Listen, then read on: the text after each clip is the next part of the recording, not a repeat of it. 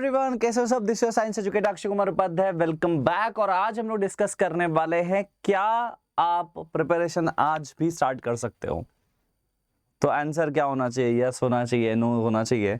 तो ये ना थोड़ा सा कॉम्प्लेक्स क्वेश्चन है, तो उसको समझाने के लिए भी थोड़े से कॉम्प्लेक्स आंसर भी होंगे, बट उसको सिंप्लीफाई करेंगे एट द एंड, है ना। देखो बच्चों, चीजें पॉइंटर्स आपके पास होने चाहिए। तो जिन भी बच्चों ने थोड़ी भी प्रिपरेशन स्टार्ट नहीं की है उनके लिए भी ये वीडियो है, और जो बच्चे ऑलरेडी प्रिपरेशन स्टार्ट कर चुके हैं उनके लिए भी ये लेक्चर है। अब इसके बारे में मैं समझाता हूं बच्चों, क्या हम लोग पढ़ने वाले हैं या क्या समझने वाले हैं इस सेशन के अंदर।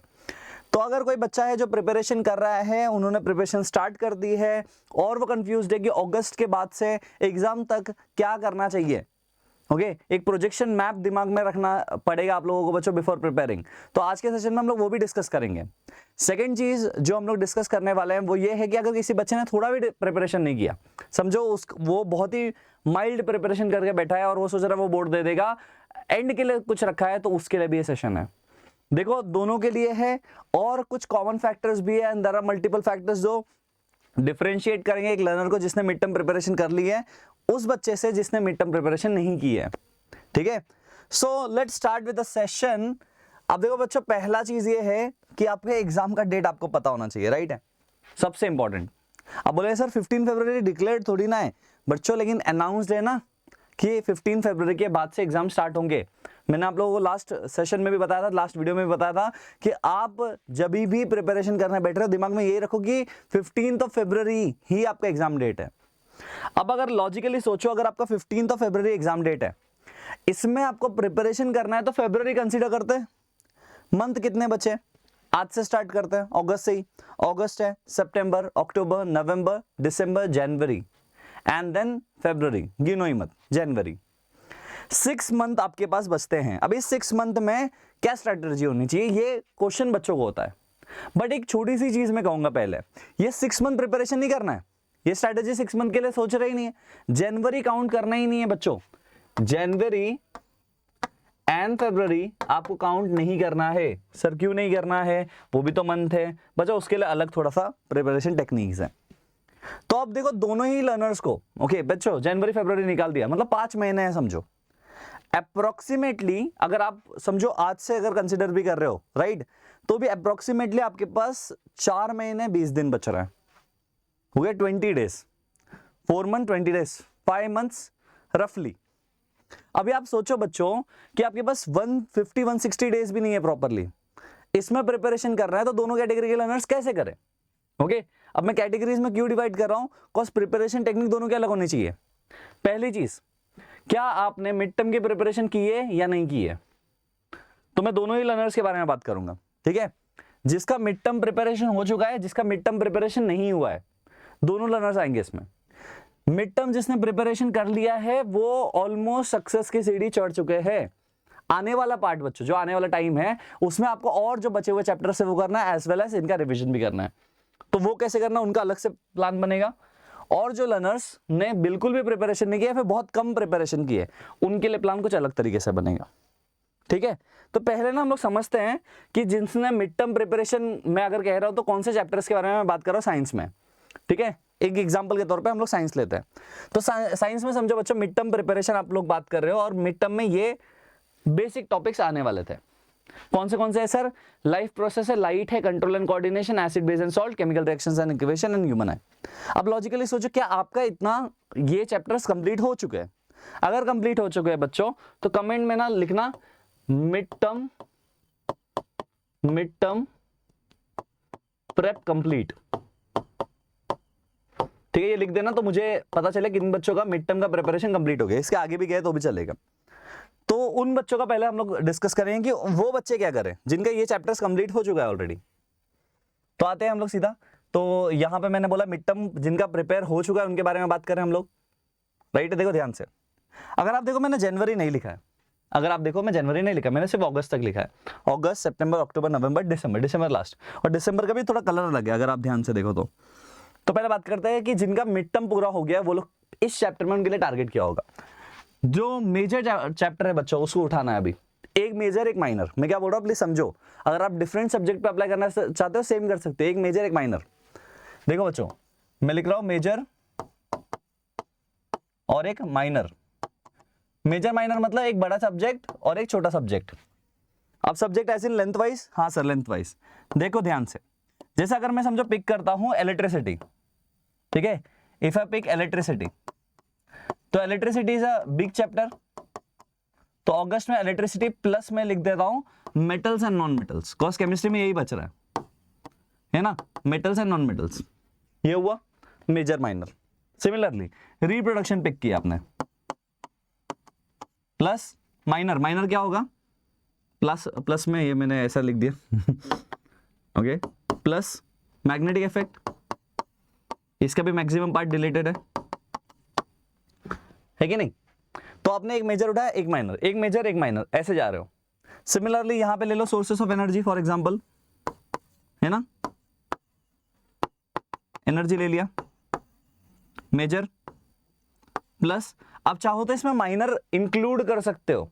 ओके अब देखो, आपने एक फिजिक्स एक केमिस्ट्री किया, फिर आपने एक बायोलॉजी एक फिजिक्स किया, फिर आपने एक फिजिक्स लिया, आप चाहो तो यहाँ पे रिवीजन वाला टॉपिक भी ऐड कर सकते हो, राइट है। तो ये माइनर है, आप चाहो तो दो माइनर्स को भी ऐड कर सकते हो। फॉर एग्जांपल आप रिवीजन में लाइट ले रहे हो, जो कि मेजर सब्जेक्ट है बट इसका रिवीजन है, तो माइनर काउंट करोगे, प्लस आपने समझो कंट्रोल एंड कोऑर्डिनेशन को रिवाइज कर लिया, राइट। ऐसे ब्रेक डाउन करना है।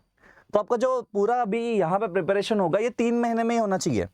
फिर नवंबर वाला जो मंथ है, देखो मैं अक्टूबर नवंबर दोनों बोलता हूँ यूजुअली, ये आपका Q&A में जाना चाहिए। क्वेश्चन आंसर प्रिपरेशन PYQ वगैरह अभी उठाने की जरूरत ही नहीं है, दोनों लर्नर्स को बोल रहा हूँ।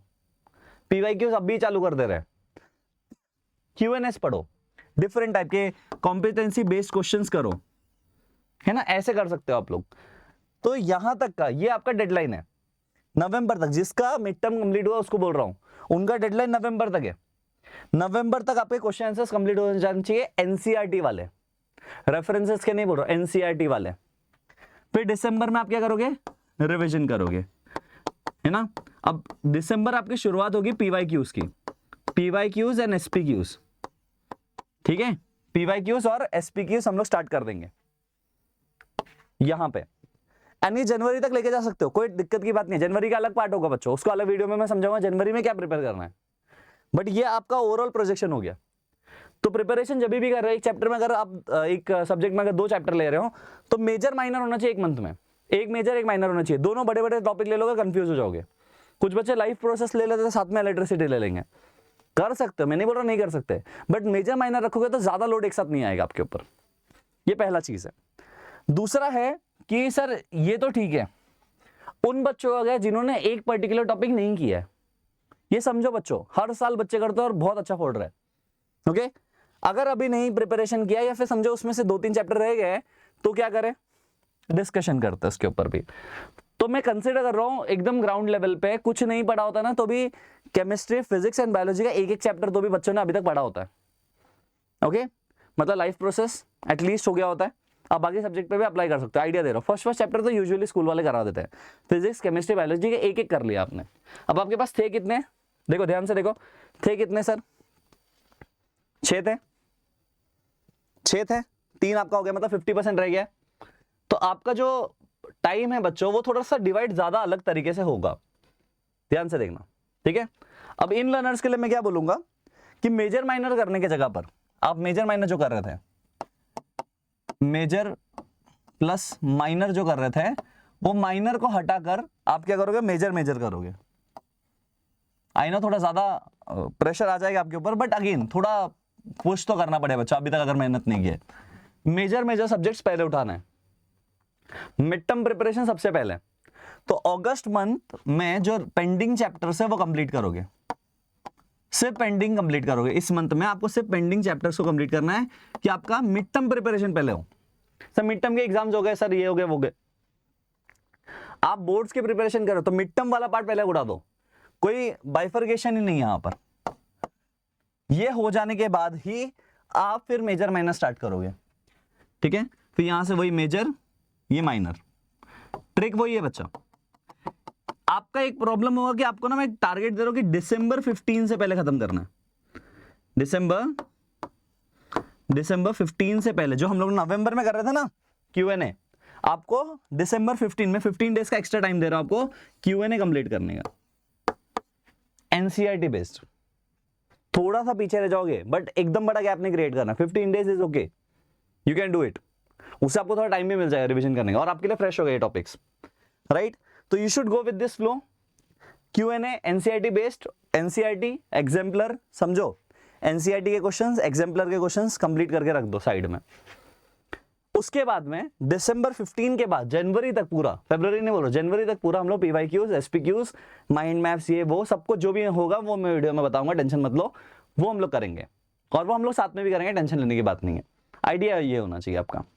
तो जिस बच्चे ने थोड़ा भी प्रिपरेशन किया नहीं है या फिर थोड़ा कर लिया है, थोड़ा और बाकी है, वो लोग ये पैटर्न फॉलो करेंगे, ठीक है।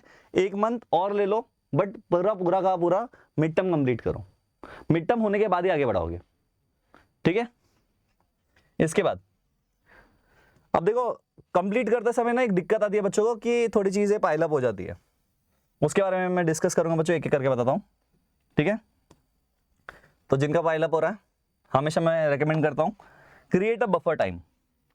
अब समझो कोई स्कूल में कोई पर्टिकुलर टॉपिक में नहीं आ रहा है कुछ चीज, तो बफर टाइम क्रिएट करो। इसके लिए हमेशा आपके पास 1 आवर से लेके 2 आवर का बफर टाइम होना चाहिए, सब्जेक्ट कोई भी हो, no issues.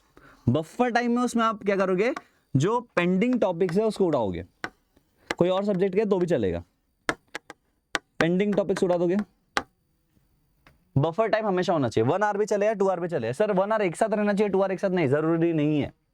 Half an hour मिल रहा है, 1 आवर मिल रहा है, 1.5 आवर मिल रहा है एक बार में फ्री, ओके। समझो स्कूल आज छुट्टी हो गया, 5 घंटा मिल गया एक दिन में, तो महीने का बफर टाइम आपके पास होना चाहिए पूरा, समझ रहे हो।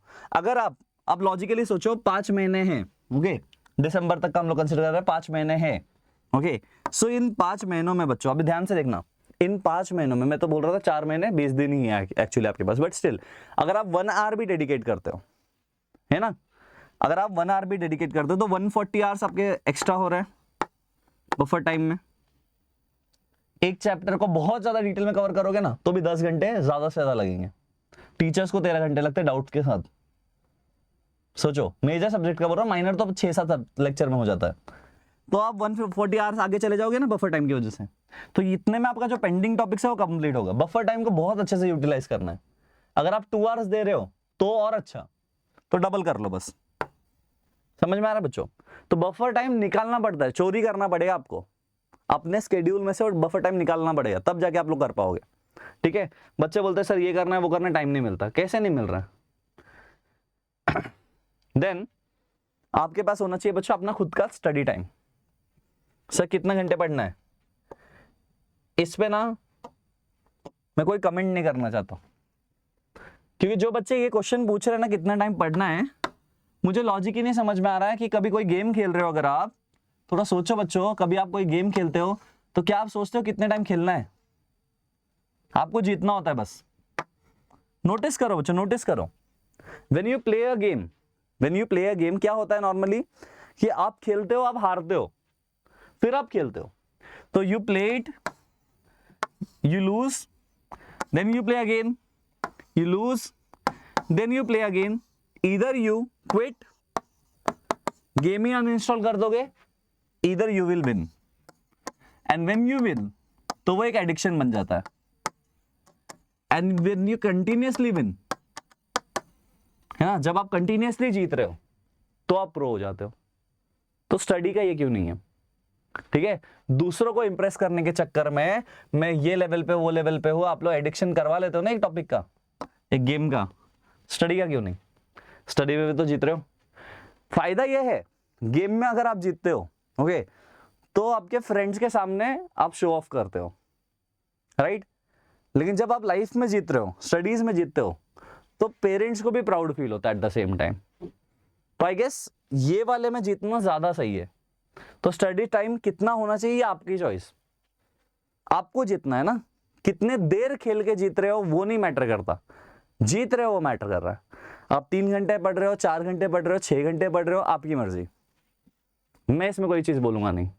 कितनी शिद्दत से चाहिए आपको, कितना ज्यादा जुनून है आपके अंदर वो चीज को हासिल करने का, वो बहुत इंपॉर्टेंट है। तो वंस इट इज अकम्प्लिश्ड आप खुश हो जाते हो, देन आप हायर लेवल के लिए प्रिपेयर करते हो। आई होप ये चीज क्लियर हो गई होगी आपको। नहीं कोई मोटिवेशन नहीं दे रहा हूं, बस आइडिया दे रहा हूं बच्चों, समझो इस चीज को, once you are done with these things, आपको समझ में आ जाए कि एक्चुअल खुशी कहाँ से मिलने वाली है, तो आप प्रिपेयर करना स्टार्ट करते। तो ये क्वेश्चन नहीं आता कि स्टडी टाइम कितना होना चाहिए। I hope it is clear. तो आई होप आज का वीडियो आप लोगों को अच्छा लगा होगा बच्चों। मिलेंगे नेक्स्ट वीडियो में।